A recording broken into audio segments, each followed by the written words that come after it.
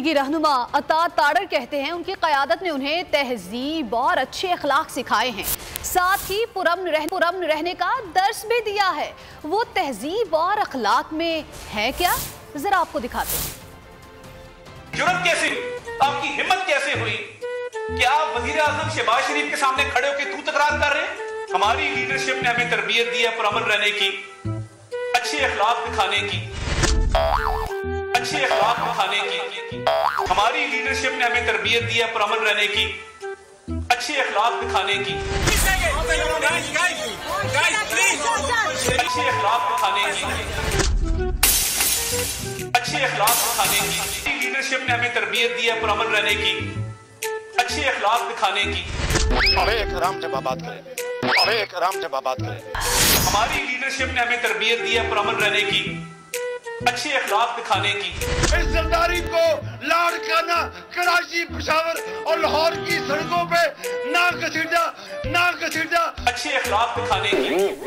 You must catch this moment with your conviction, with your heart and your mind.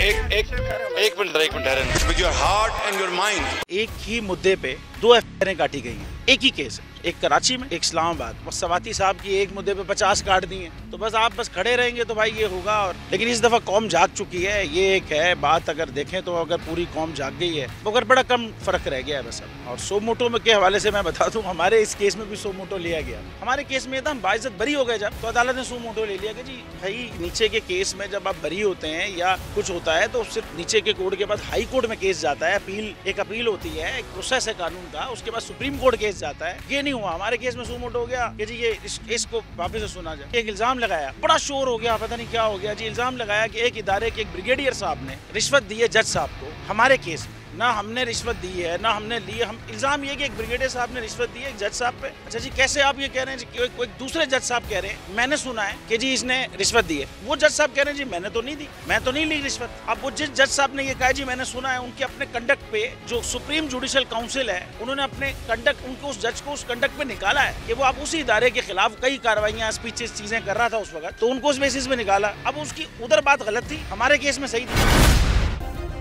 Subscribe करें और bell दबाएं ताकि कोई खबर रह न जाए।